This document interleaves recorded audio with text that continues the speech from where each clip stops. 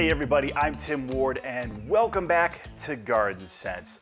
Folks, I want to thank all of you for your patience the last 2 weeks. I've actually been on vacation, traveling parts of the country with my family, and let's just say Wi-Fi was very difficult to come by because I was in some pretty remote spots. So I appreciate your patience because that 48-hour window I always ask for in terms of responding to emails became more like a 3 to 4 day window depending on where I was. So again, I do appreciate your patience, but I do believe we're all caught up now. We had a ton of emails this past week, several dealing with overseeding, but there were a lot just more random questions about what type of grass is this, what's going on with my roses, questions of that nature. So we actually selected 5 different questions to address here today. So buckle up everybody, let's jump right in. Question number 1 is from Brian. Tim, how low should you cut grass before aerating, dethatching, or thorough raking before seeding? I've heard different heights, from scalping to 1.5 inches. So the answer depends a little bit on the quality of your lawn, at least the lawn that you're overseeding. So if you've got a healthy lawn, but you still want to go through that normal overseeding process where you're dethatching and you're aerating, but by and large you've got a nice looking lawn that you really want to mow at about 1.5 to 2 inches. Again, you want to cut it a little bit shorter before you start that overseeding process. However, if you have what we would consider to be a disaster lawn, which is really when your lawn is 50% weeds or more, then go ahead and scalp it, because frankly, you're not trying to protect any of the existing grass really. You're certainly not trying to protect the weeds. So scalping the lawn, mowing it as low as possible is perfectly fine for your overseeding. Again, if you've got that disaster lawn. So 1.5 to 2 inches for a regular healthy looking lawn during that overseeding, and then again the aeration and dethatching process. If it's a disaster lawn, scalp that baby down as low as you can go and then start the process. The next question is from Denny. Tim, I have grapevines, apple trees, and peach trees. I would like to know when to fertilize them, and can you give any hints on when and how to trim them? So for grapes, apples, and peaches, you want to fertilize them in the early spring before they start to produce their fruit, before they start flowering. And ideally, you're going to use a fertilizer that has a balanced NPK profile, and Garden Trust fits the bill. Garden Trust has a 15-15-14 NPK profile that fruit-bearing trees and bushes love, vegetables love, flowers love, bulbs love. So again, Garden Trust is the product that you want to use, and you want to put it down in the early spring. Once the green up starts to happen, that's when you're going to want to put it down again, before it starts to bloom, before it starts to produce that fruit. In terms of trimming or pruning the tree, again, whether it's grapes, whether it's peaches, or whether it's apples, you're going to want to do it when that tree is completely dormant. So this is going to be in the late winter, very early springtime. That's when you're going to want to do your pruning, and that's really when the tree can benefit most from it. Now, apples and peaches are pretty easy. When you're pruning, you're really pruning more for shape and size. Grapes are a little bit different story. Grapes, because it's a vine, you really need to understand the terminology and the structure of a grapevine, whether it's the cordons, the arms, the canes. Again, there are a lot of things that can go wrong if you don't do it right, and I'm no expert in grapevine maintenance. So make sure you do your research, because again, of the 3 plants that you have, grapevines are a little bit different animal in terms of how you prune them. But in terms of when you prune them, when you fertilize, and what to fertilize with, you're going to want to prune them in the late winter, early spring when the plant is dormant. You're going to want to fertilize in the early spring before it starts to bloom, and you're going to want to use Garden Trust. The third question is from Bob. Hi Tim, some of my neighbors don't care where their dogs urinate. What can I use on my Delaware lawn to keep dogs from marking spots that have already been urinated on? Also, any suggestions for rehabilitating those yellow dead spots?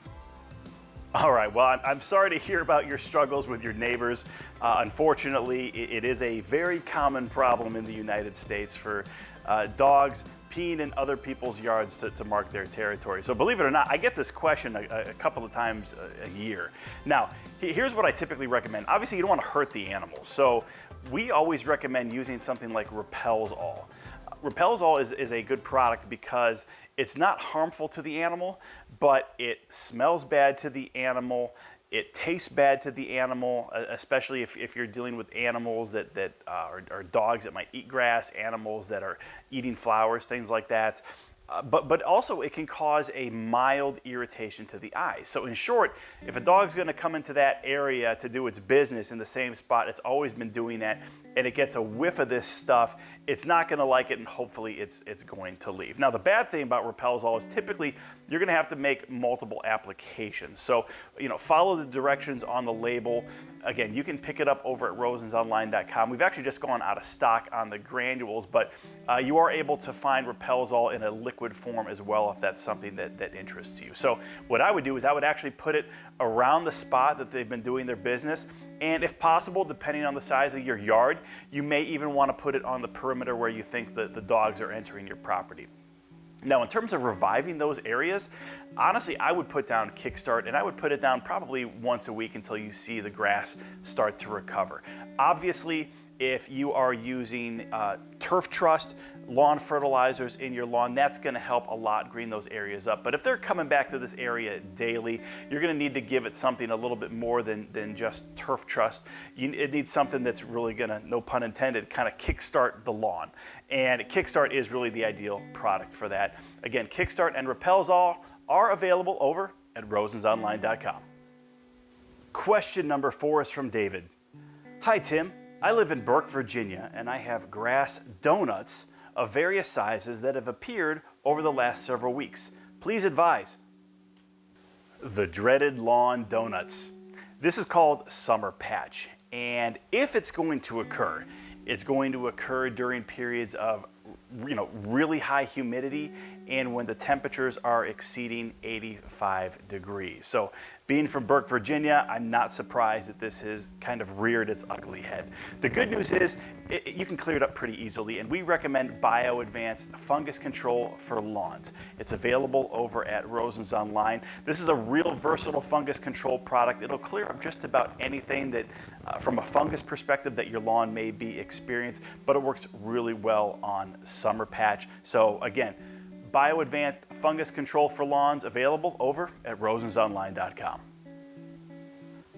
The last question for today is from Mike. Hi Tim, we have a number of knockout roses. Is there a product you would recommend using on a proactive basis to keep them looking healthy and bug-free all season long? I just started applying Kickstart, so maybe I've answered my question. So in terms of keeping your roses healthy, Kickstart is a great way to do that. It's gonna really strengthen the roots, which is gonna allow that rose bush to take in more nutrition from the soil. I would also recommend putting down Garden Trust in the spring, again, to kind of feed those rose bushes slowly and gently over the course of the summer. However, as great as both of those products are, neither one is going to prevent insects from attacking your rose bushes. So again, to use your words, we need to take a more proactive approach. And there's a couple of steps that you could potentially take. The first step would be to put down something like neem oil and to put it down on a regular basis. I use neem oil for a number of my plants, including my peach trees and my apple trees, and it works pretty well. However, in some instances, neem oil may not be the best in terms of an insect repellent, simply because of where you live. There's a lot of bugs, and eventually the neem oil can wear off. So if you try putting down neem oil and it doesn't seem to really be keeping bugs away, the next step that I would take would be putting down Bio Advanced 3-in-1. Now this, again, is a 3-in-1. So it deals with insects, it deals with mites, and there's also going to be some disease benefits as well. But it's a really effective product that I've used. So again, in those situations where you need something that's a little bit stronger than a neem oil, I would absolutely recommend a Bio Advanced 3-in-1. Now, if you have just an infestation of insects already, the Bio Advanced product, the 3-in-1 is going to work. However, if it's just on a couple of bushes or maybe even a couple of branches, couple of leaves, you see the insects congregating together. BioAdvance also makes a really great product called Rose and Flower Insect Killer.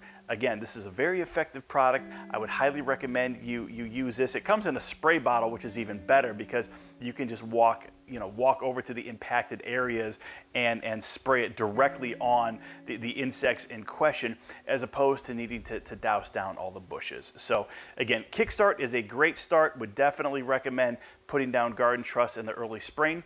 And then I would go ahead and use neem oil and use that as long as you can deem it to be effective.